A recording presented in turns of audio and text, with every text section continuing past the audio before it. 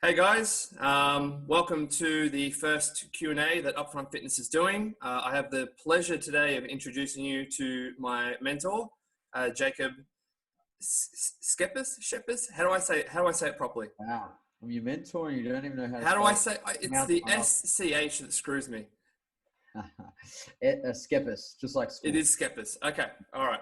I swear I've heard somewhere it's pronounced like Schepis or something. I get all sorts of variations, so Yeah. yeah, I can't Cool. be too Well, we'll worried break the about that. ice with an awkward, how do I pronounce your last name? But this is Jacob Schepis, owner of JPS Fitness, Health and Fitness down in Melbourne.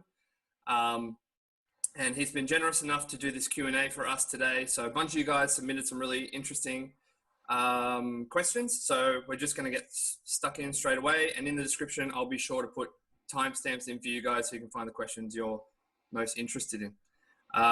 So we'll just get stuck in.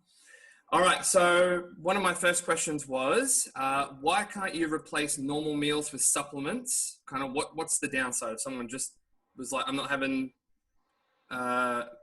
animal meat as my protein for main meals, I'm just going to go with shakes. What's the downside to that?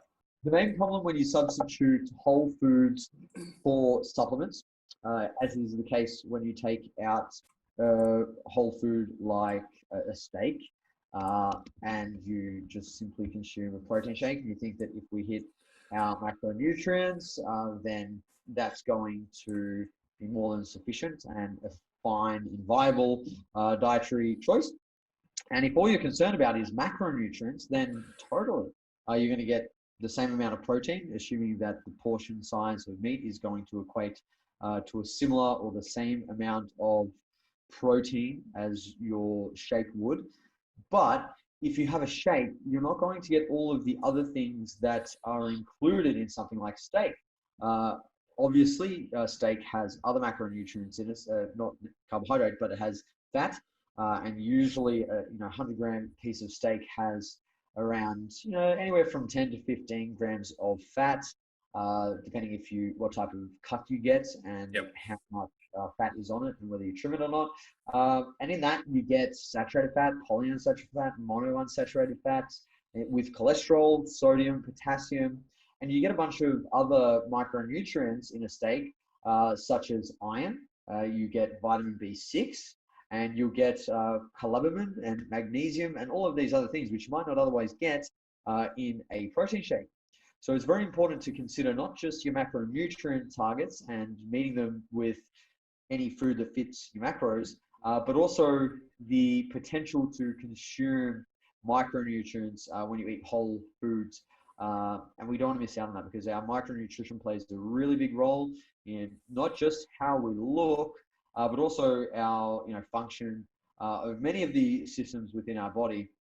And those micronutrients are needed in smaller quantities than our macronutrients, hence micro versus macro. But at the same time, we don't get them in supplements because they're usually just broken down to give you the primary macronutrients, or in the case of a protein shake, the amino acids that we need to build muscle. So yeah, that would be my answer to that. If you've got any other sort of questions, we can go from Cool. there. No, that I think that sums it up perfectly. Yeah, cool. That would have been what I would have said and have said in the past as well. So nice. That's cool. We're on the same page there, which is nice. All right. There are a couple of personal-ish questions in here. What's your main focus for fitness? Performance, health, aesthetics, something else, or a mix? Yeah. So my personal focus, or Yeah. Just you as an individual. What's your main focus? yes, I guess my focus has changed over the years, depending on, I guess, what it is I'm trying to achieve at any point in time. But I think when you discuss fitness, that is the ability to perform a task at a certain level, right? So that's what fitness is. And that can be very broad and wide ranging because you can become very fit at laying bricks, for example, and if you do that repeatedly over time, you get very good at it. By definition, you will be fit to lay bricks. If you want to go running and you want to improve your endurance or your 3-kilometer time, then fitness by that definition would be improving your time to the level that you would deem satisfactory, to quote unquote fit. And performance is a part of fitness. That is just the measurement of how fit you are on that spectrum of very, very fit or not fit at all. And your performance is going to lie between that range. So When you say very, very fit or not very fit, are you talking in relation to a specific task? Correct. Okay, cool. Yep, cool. Everyone has a level of fitness for a given task. How fit they are is dependent on their performance, which is your ability and your current capacity to express all of the neurophysiological adaptations that are relevant for that task. And we can use the case of lifting a 1 rep max. Your fitness might be very, very high. And this is where the fitness fatigue model comes in. So you might have the capacity to pull on a deadlift, let's say 200 kilos, and that's your fitness. So you might say that you're very, very fit at that. But your ability to perform is going to be dependent on a number of things, such as your current level of fatigue and your readiness.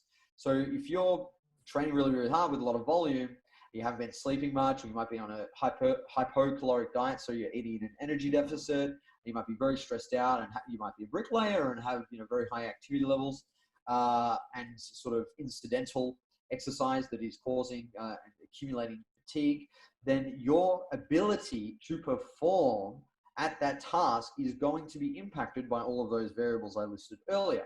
Sure. So fitness is basically your capacity and performance is your current abilities.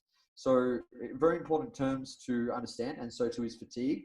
And when we build that into the context and framework of training and program design, we need to recognize that we can't always express our maximum capacities in our fitness because we will generally be carrying a lot of fatigue from just training wear and tear, doing lots of volume, and just living life. So if we want to be as fit as possible, that's where we need to incorporate fatigue management strategies such as tapers, where we reduce training volume. And we need to really consider and maximize all the variables that indirectly impact our recovery and our fatigue, such as sleep, nutrition, our psychological state, our mood state, because that will affect our stress levels. And it's important to remember the body doesn't differentiate from stress, whether it's a physical or a mental stressor. Stress accumulates globally in the body and affects repair and recovery, regenerative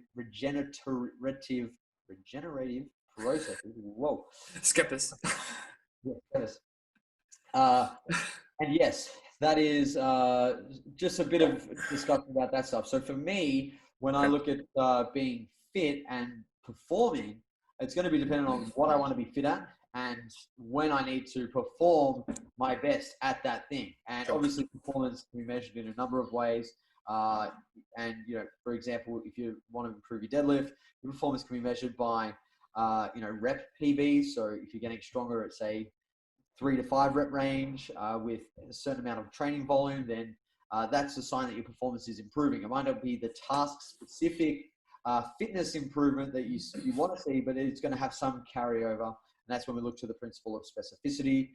And we have other sub-principles within specificity, such as directed adaptation, which is the things that are very closely linked to the task that you want to get better at.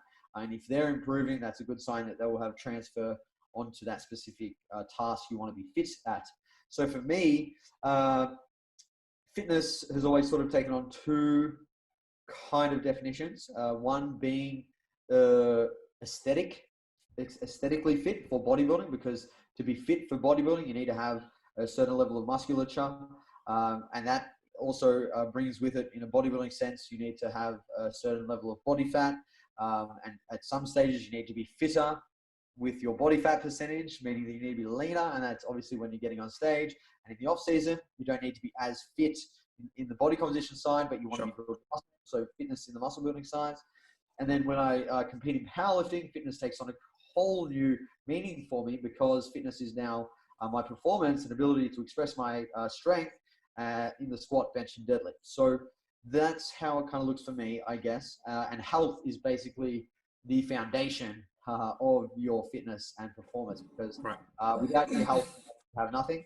So I think health is something that should always be focused on. But it's important to remember that when you push the extremes in any kind of athletic endeavor, there are trade-offs that are inherent with seeking to optimize our physical capabilities. For Yeah. example, if we try to get as lean as possible to be fit for bodybuilding, well, that's going to come with some psychological pushback and potentially pathological eating behaviors such as binge eating, food focus, all of those kind of things. Powerlifting, when you push to be as strong as possible, the consequences of that are you might, hurt your back with all the, high absolute loads you're using and the actual load that goes through your spine.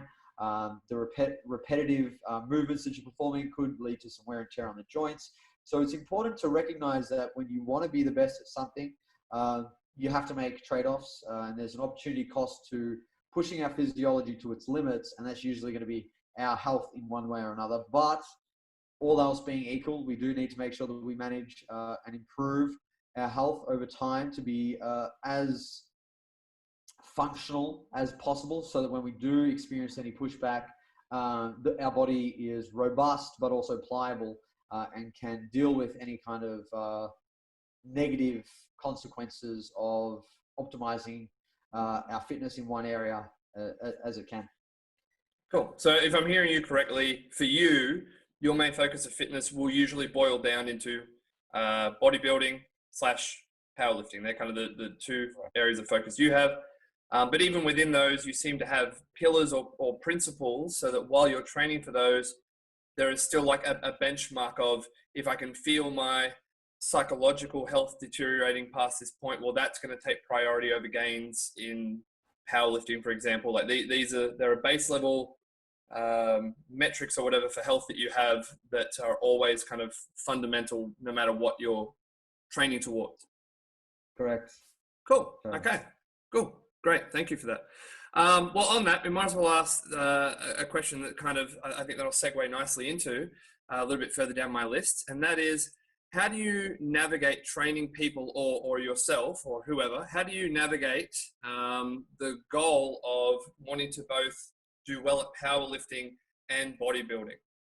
Thankfully, I know that they're quite synonymous, or that they work well off each other to a certain extent. So how do you kind of train both of those? Yes, I think, as you said, there's a lot of carryover between bodybuilding and powerlifting, because we know that all else being equal, bigger muscle can produce more force relative to its size, and that's basically what strength is. In powerlifting, we're looking to the fitness qualities that we want to exemplify are maximal strength, and strength is force, basically. So produce as much force as possible to overcome whatever resistance is on the bar. The more force you produce, the more weight you can lift. So we need to produce more force, and building bigger muscles helps us produce more force. Therefore, bodybuilding can help with powerlifting in the sense that it allows you to focus primarily on muscle growth. And I think there's some research, if I remember correctly, Greg Knuckles on his website talks about how basically after the beginner stages of our training career, up to 65% of our strength potential comes from our muscle mass, which is quite a lot. So if you learn how to squat, bench, and deadlift, basically after you're a beginner, you should be looking to build as much muscle as possible if you want to get as strong as possible. Now, when you have the goal of powerlifting and bodybuilding, you want to express your strength, lift heavy 1 rep maxes. The problem there is that you can't do all of those things at once, because it's akin to chasing 2 rabbits. You're only going to be able to catch one, and if you try to chase 2, you might not get either because you're so distracted. And basically, when we sort of break this down to what's happening in our physiology, we are imposing adaptations to training that are distinct from one another, and therefore we are thinly dispersing our adaptive resources across those training qualities.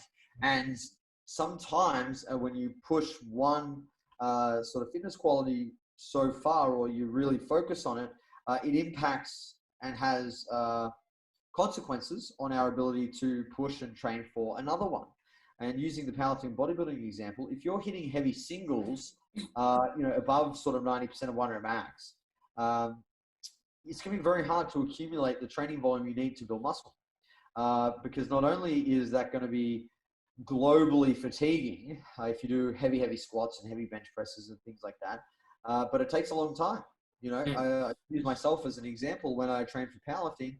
For me to work up to a top single on the squat at around 90%, that's usually going to be about 240 odd kilos. So I've got the bar 70, and I'm pretty lazy and efficient with my warm-ups, but bar 70, 120, 170, 200, 220, 230, 240. So there's 8 warm-up sets. If you average the rest time between those to be 3 minutes, 8 times 3 is 24 minutes just to do one single. Yeah. Now, if I do, say, 3 sets of 3, which is a very common sort of back off scheme after a top single, and I take, say, 5 minutes rest, which is not abnormal between those 3 sets. Yeah. That's another 15 minutes plus, say, a minute for each set, depending on how quickly I move the bar, of course. But that's another 15 minutes. So all of a sudden, you've got 39 minutes, nearly 3/4 of an hour to do 4 sets. And those 4 sets are not going to give you anywhere near the kind of stimulus that you would be able to get doing 3 sets of 8 to 12 for an RPE of 8 or 9 on a high bar squat, on a leg press or a hack squat. So the stimulus from that heavy training in a powerlifting routine is going to be far less than what it would be if you were doing something that is a little bit more conducive to bodybuilding. And you can see if I'm doing 3 sets of 12 and I take 5 minutes rest between those, I've got a really potent stimulus for bodybuilding, building muscle in less than 15 minutes, right? Or less than 20 minutes, which is half the time. Yeah. Right? In that comparison to the powerlifting setup. So just from a time efficiency standpoint, it's not really a wise idea to do all of these things together. And it's better to plan and use what we know works really, really well, especially with intermediate and advanced lifters, which is periodization. And people get really confused about the topic of periodization. They think it's all these really crazy progression schemes and detailed, cycles and phases that we have, undulating, blocked, linear, non-linear, reverse non-linear, and all these kind of, crazy terms. But the fundamental tenets of periodization are planning and organization, so that you have specific, purposeful, and directed training towards maximizing a certain physiological or fitness quality. Yeah. Right. Yeah. And I think it's always best to do those in phases where you can focus on one goal. And this just applies to everything that we do in life. If you want to achieve something and be good at something, you should focus on doing just that one thing. And I know a lot of people get very tempted to combine hypertrophy training with strength training because they aren't that dissimilar. And if you're doing heavy triples with some hypertrophy stuff, you can get away with it. And I think a lot of powerlifters will need to do this if they're competing multiple times a year, especially if they're competing more than, say, twice a year. They won't be able to have as long a period away from the competition lifts in the lower rep ranges. So it's a good idea to keep those kind of low rep ranges and higher absolute loads around more regularly during the year, and not to take too much time away from that. But if you're not getting on the platform, you should be looking to spend a good chunk of time trying to build muscle, and then express your new tissue later down the track in a very specific and planned strength phase.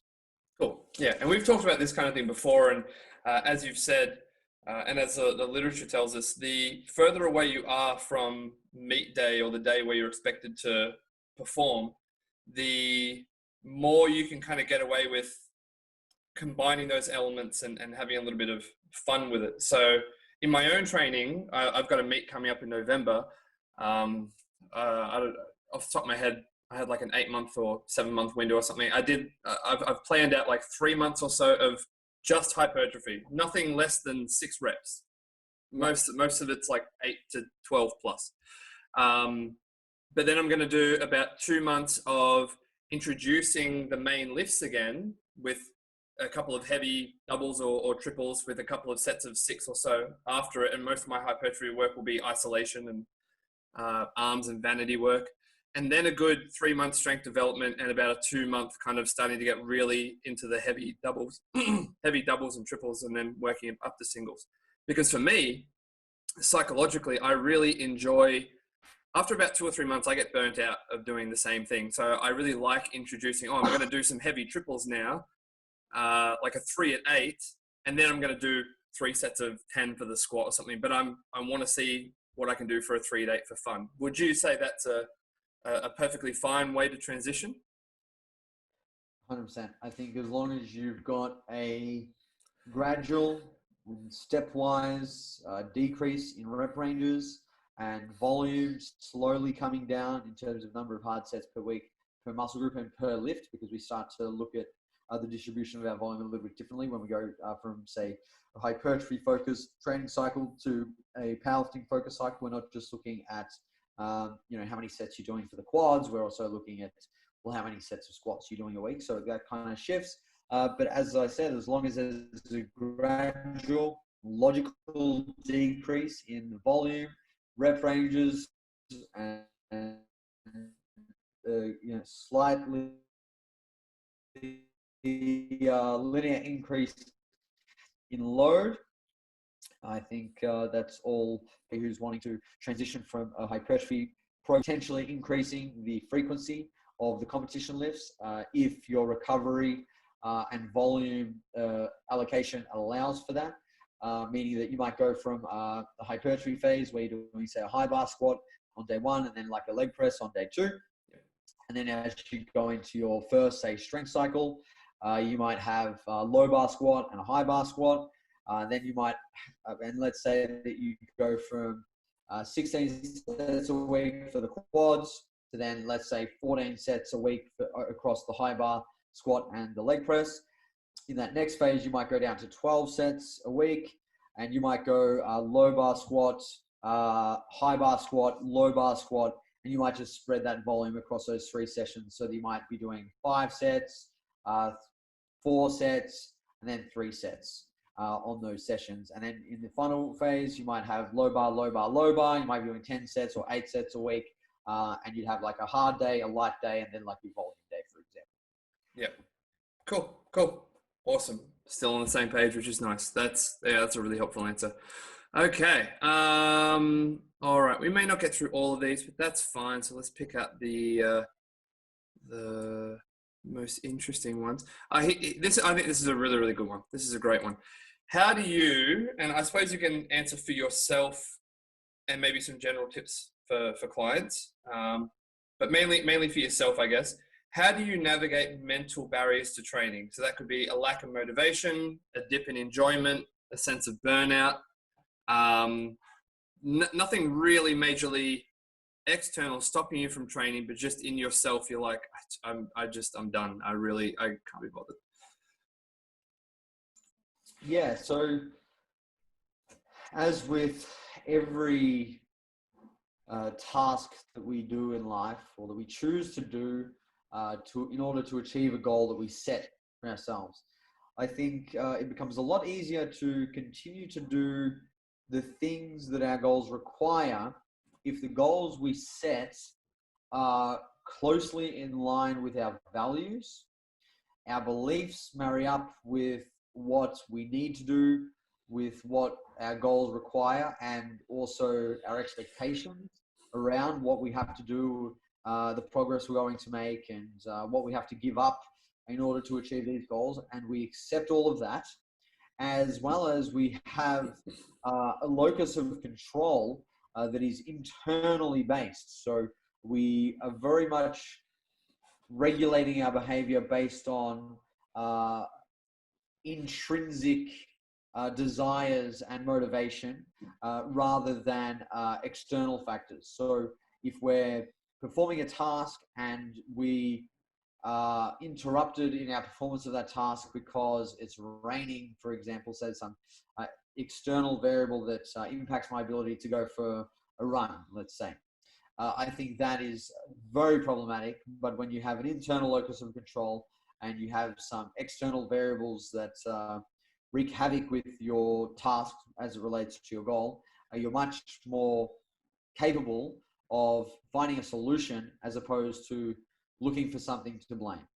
So tying it back into your original question of how do I deal with mindset hurdles and motivation to train, I think you need to make training something that you value deeply, and your goals need to line up with your values. When that happens, you will start to internalize a lot of the motivational regulatory factors that we often rely upon when we're trying to execute the specific behaviors that relate to the attainment of whatever objective we set. And yeah, that's a rabbit hole. I think that there's a huge component of what's self-efficacy that people need to discuss, or not discuss, but people need to think about. So instead of setting outcome-based goals, setting goals that are based on performance or your skill. So getting better at something as opposed to reaching a number on the scale or lifting a certain weight on the squat. And that needs to be very diverse and multidimensional. When you have a goal that is very unidimensional, and especially if it's outcome related, it can be super demotivating to go through the process that you need to go through to attain that goal, because you're only going to experience success or some kind of reward in one given instance, in one capacity. Whereas if you diversify and broaden the goals that you are trying to achieve, for example, and you make it something skill-based, you can achieve that all the time. You can get a little bit of reward, and you know that that reward is based on you, not some external factor. And that empowers you to want to pursue that, because you know that there's nothing else that can fuck with your goals. It's on you, and that is very rewarding in and of itself, and that creates resilience and improves your self-efficacy, which is task-specific skills, and that ties into your self-esteem. So you start to feel better about yourself when you start getting better at things. For example, if I just focus on, we'll tie this all into the example that I give now. If I just say that my goal is to squat 250 kilos, and that is what I'm basing my success and my abilities on, well, I only squat 250 kilos maybe 1 to 2 times a year. I'm not going to feel very motivated to train if that's the only way that I'm being rewarded for my efforts. However, if I diversify that and say, you know what, I'm going to focus on a skill-specific goal that I want to improve, that I know will help me get to that 250 kilos. And I set the goals of, I want to train 5 days a week. I want to set the goal of, when I perform my squats, I attack the bar with intensity and purpose, no matter what weight is on the bar. I want to set the goal of being the best squatter I can be and mastering the skill of squatting. All of a sudden, I can achieve those goals 2 to 3 times a week. And that's going to be much more rewarding. And nobody can control that, right? And if I have a bad day, I can still control those things. And I can still reflect and look back, and, you've got to make it measurable and specific and realistic, timely, attainable, smart goals, all those things. So you wouldn't just have a goal of, I want to, bring intensity and purpose to my squats. You might say that I want to, squat with the same setup and routine for all my working sets. And that could be a goal you create. And you just write down on your logbook all of your sets. Did I have the same setup and routine? Tick. Next set? No, you didn't. Right? Next set? No, you didn't. Next set? Yes, you did. Well, next week, I want to improve my performance. So instead of getting 2 out of 4, I'm going to get 4 out of 4, 3 out of 4 sets where I had the same setup and routine. Right? And you create task-specific goals that are skill-based, that are going to get you better and more confident over time, and that will generally improve your motivation. You won't be as reliant on pre-workouts and the perfect ideal situation for you to go train where the sun's out and you're feeling good and motivated. That's a pipe dream. And I think it is. Setting the goal, like a sort of loose goal to have, I think that is very worthwhile in pursuing for anyone who's serious about their lifting, is to become a very robust and pliable lifter. And those two words are contradictory, but they apply in different ways. So robust, you don't break easily, right? Meaning that when shit happens and you get dealt a bad hand or you're up against it, you can fucking weather the storm. You can push through, and you've got the grit and determination to work through that. But there are going to be times where that's not possible and that's not realistic. So you need to be pliable. You need to be able to bend, move, and to be like water. You need to be able to adapt to change in situations. So I think if you seek to develop skills and competencies that will allow you to be robust and resilient. You become a lifter who will stand the test of time. And as we know in the lifting game, if you want to be big, you want to be strong, you got to be doing it for a long time. And I think those two skills are highly underrated. Yeah, yeah, and not just for being a lifter either, just as a person. I mean, we both work with Gen Pop. You do a lot more athletes and more competitive people than I do, but even my guys who want to work on just their general health, and they're wanting to lose weight and get away from a lifestyle that was creating a negative net effect for them, to help them and for these people to take stock of themselves and to develop that robustness and that resilience that you're talking about. It doesn't just seem to apply to their lifting. It seems to bleed over into multiple areas of their life. So for all the Gen Pop people who might be listening, I'm sure you would agree, it's not just about lifting. It's like your body reflects, to an extent, your body reflects part of your character. And if you have a strong, fit, healthy body, it reflects a certain amount of discipline and effort that you put into that in order to achieve it. Yeah, totally, man. I think cool. Yeah, everything you said there is absolutely spot on. Excellent. Okay, so this is really good. A lot of my questions are kind of segueing into each other. Here's the next one I think that works well. So on that note, how important is consistency to getting results? That seems like a really obvious one, but ranging from, and again, this might be just from a Gen Pop kind of perspective. They're like, look, I'm not wanting to get extremely jacked. I have a family, I have a job, I got stuff I got to do. I don't want to compete in anything. I just want to lose this weight, have a bit more muscle. Applies to both males and females. I don't want to be bullied by my diet. I want to be able to have food I enjoy, but life gets in the way. And I feel like this week I do 3 sessions, next 2 weeks I do 2 sessions, then I do 3, then I do 2. How important really is my consistency towards getting the results I want? Well, I think it depends on what you define results as. Okay. If results for you is achieving the absolute best possible progress at the quickest rate you could achieve within the constraints of your physiology, then consistency and having a very structured and routine way that you go about everything you do, whether it directly or indirectly impacts your results, is absolutely paramount.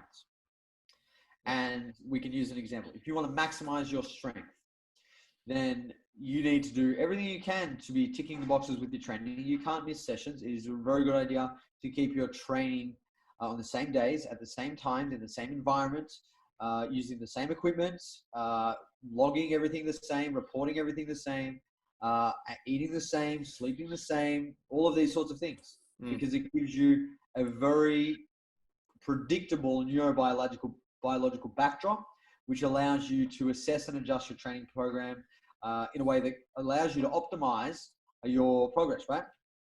Conversely, if you don't really give a shit about that and all you want to do is train and make some progress, then you don't need to do all of those things, but you need to adjust your expectations. So I think it's important for people to understand what the best case scenario for their results is, and do an inventory of what that requires.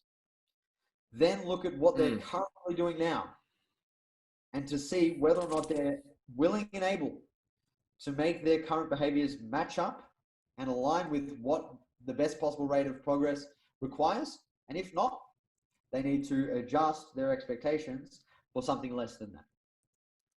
Okay. I'm actually taking notes on that, because that whole idea of taking an inventory of this is what you want. What does it actually require for you to get there? And do you think you can actually meet those things? And if not, maybe we need to change our approach or our mindset. That's a really, really nice dot point way of framing that. Yeah, that's really, really helpful. Cool. All right. So that was a nice quick one too. Excellent. All right. So what's next on here? Let's see. What's an interesting one? Okay, here's a good one. How do you step through or step people through the process of stalls in progress? Now, that's a bit vague because it could be cardiovascular endurance, muscular endurance, strength, hypertrophy, all kinds of things. But do you have any basic principles that you use to help people move through stalls in their progress? I think this person is more hinting towards strength and hypertrophy, but if you have general pillars or principles, that would probably be helpful. Yeah. Okay. So this is a hard one to answer without some context. So Sure. I usually have decision trees that I work through for stalls and plateaus, whether it's muscle gain, whether it's fat loss, whether it's strength or hypertrophy. Each has a different decision tree that I work through. But I guess I can give you the principles of a decision tree. The decision tree should be first assessing whether or not progress is occurring. And if progress is occurring and is not at the desired rate, then you need to look at making an adjustment. If it's at the desired rate, then you leave things. Now, if no progress is being made at all, you need to start looking to if there's any confounding variables that could be interrupting or causing noise in your measurement of progress. And this has a lot of inbuilt assumptions in it, right? So firstly, this assumes that you are appropriately measuring your progress, right? So it's an absolute rabbit hole. So let's just use fat loss as an example. Yeah. Fat loss progress is going to be best measured by in an acute assessment, your scale weight. So if your scale weight is decreasing and you're measuring it at least 3 times a week, and you're taking the averages over the week, and over the course of 2 weeks, your scale weight hasn't decreased, then you need to look to make an adjustment. But before you do that, you've got to assess whether or not there's confounding variables.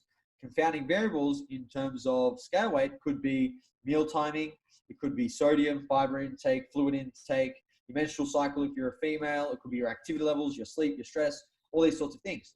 So you've got to work through this, and then if you do have any confounding variables, you've got to assess, will this confounding variable, does it have the potential to conflate or impede the assessment of progress? And if it does, should I wait to make an adjustment, right?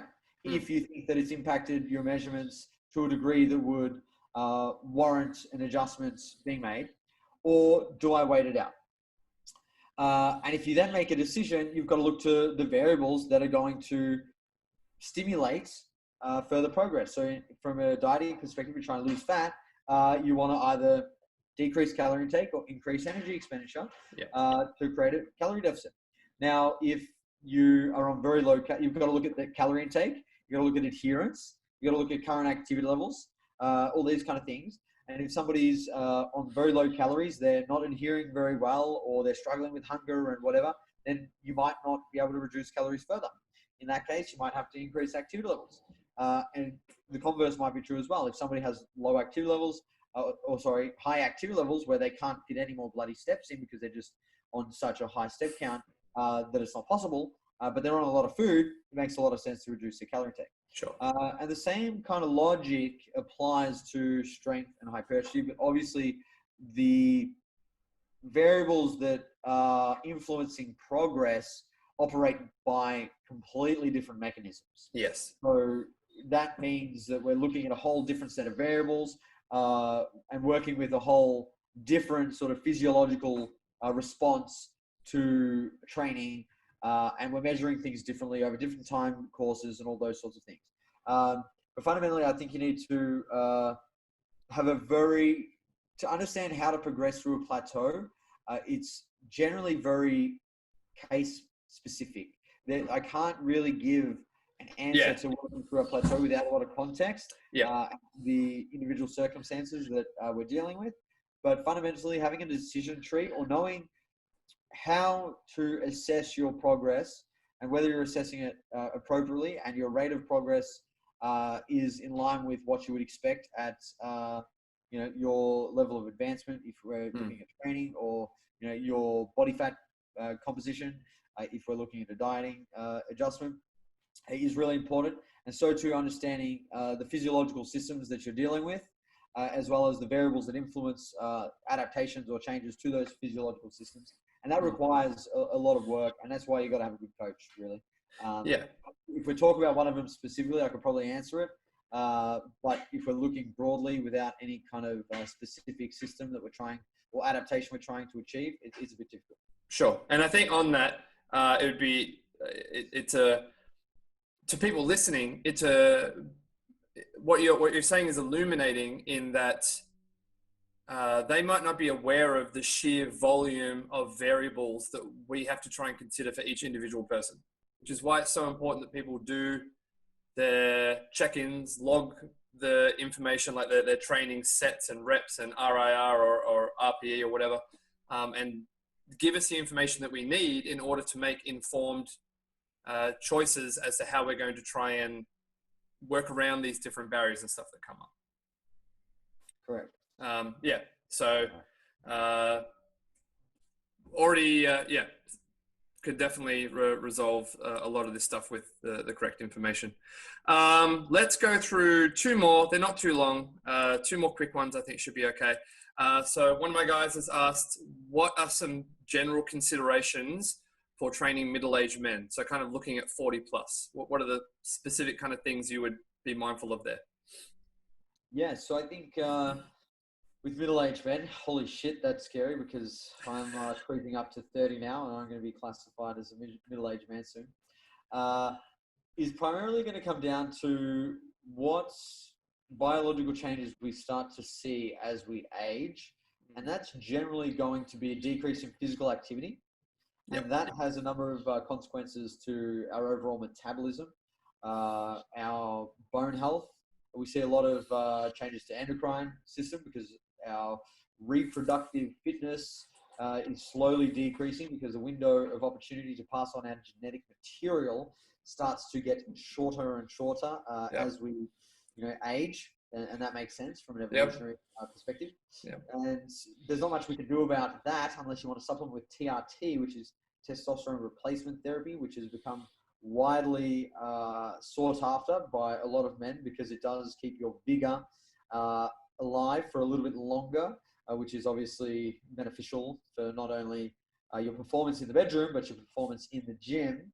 So I can understand why a lot of men do that. If you do want to go down that route, I can't say that I have any personal experience with it, but a lot of men have spoken very highly of the benefits associated with testosterone replacement therapy. So it might be worth having a conversation with your GP if you feel like you are aging at a rate that is uncomfortable for you in the sense that it doesn't allow you to live or perform in the way that you would want to perform. And that usually requires a pretty comprehensive blood test where they'll look at your testosterone levels. And basically, if you fall below what is deemed the healthy range, you'll be eligible for TRT. If not, then it might be a case of finding a dodgy dental practitioner to help you out there. But in any case, endocrine system aside, I think the decrease in physical activity is one that we can control without exogenous hormones. And we should look to really stay as active, or if not more active than what we have been in our 20s and 30s. So looking to train at a vigorous intensity at least 3 to 4 times a week. So that could be resistance training, could be high intensity interval training, whatever the case may be, whatever suits your preferences, because that will have a lot of benefits to a number of systems within the body. But also preventing sarcopenia, which is not necessarily a guarantee at 40, but I think if you stop exercising it, it is. And we know that the most potent way we can reverse, prevent, and overcome sarcopenia, which is basically age-related muscle loss, is resistance training. So I recommend strongly lifting weights with Ryan 3 to 4 times a week so that he can pay the bills and we can all pay our bills. But outside of that, regular exercise daily with vigorous intensity or vigorous exercise at a high intensity, at least 3 to 4 times a week, daily exercise, eating a high protein diet. So, anywhere from 1.6 to 2.2 grams of protein per kg of body weight, looking to eat a moderately well-rounded diet that includes omega-3s, all the healthy fats, plenty of carbohydrates, and doing things that will increase mental acuity, which is basically your cognitive processes. And I think as we age, we tend to slow down a little bit. So anything that increases mental acuity is going to be fantastic. We know that glucose is one of the primary sources for the brain and brain function. So eating some carbohydrate is going to be very important, especially around periods of time where you need to be sharp and mentally focused. But outside of that, pretty boring advice. I think just, quick summation of everything I said is exercise regularly, eat a well-rounded diet that isn't stupid, moderate your consumption of anything that will have deleterious effects on your cognition or your ability to exercise and eat well, such as alcohol and the likes of, any kind of substance that impairs your mental clarity. And focus on getting high quality sleep, at least 6 to 8 hours of rest per night, and that will be about it. Cool. All the general stuff. Awesome. Cool. But, last question should be a bit of a fun one, ending on a personal note. What got you into lifting, and what keeps you lifting? oh God. Well, you could try and keep it short if you want. Funny that they're two different things now, but what got me into lifting was actually a couple of my best mates. They signed up at the gym and dragged me along. How old were you? I was 15. Okay. So initially, I had a fair bit of trouble with other young men over women and things like that. So I used to get, I would say, bullied a little bit, beaten up, whatever you want to call it. So I figured if I go to the gym and train, I'll build myself up, and I might be a little bit intimidating, so they won't, pick on me. And I thought that would really help with picking up women as well. So that was a win-win there. But also I was really body conscious because I've always been, I guess, stocky, a little bit chubby growing up. Although I played a lot of sport and wasn't by anyone's definition fat or overweight, I was always conscious of how I looked. And then a couple of comments during high school didn't sit well with me. Someone said I had man boobs at a swimming carnival. I was like, that's it.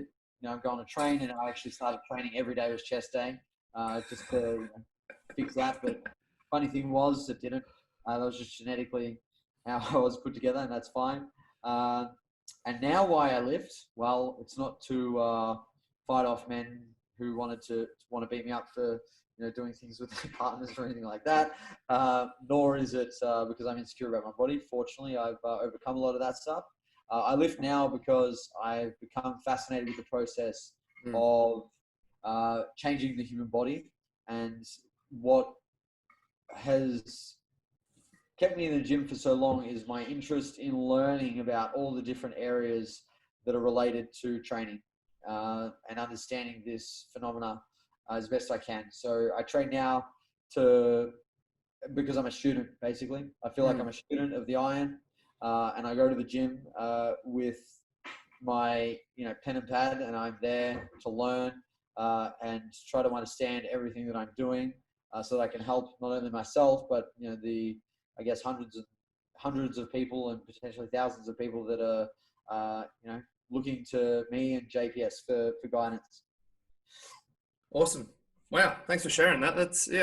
It's really interesting how even for myself, I won't go into any real detail with it because we're running out of time, but even for myself, the reasons that get you into lifting are often not the reasons that you stay lifting.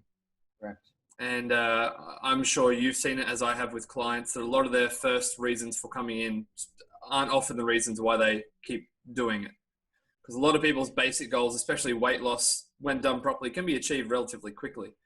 But what keeps you going is a whole mindset shift of what lifting means and does for you. Yeah. I think that's a very common experience for a lot of people, and I think it's a very necessary mental transition if you want to stick with this for a long time.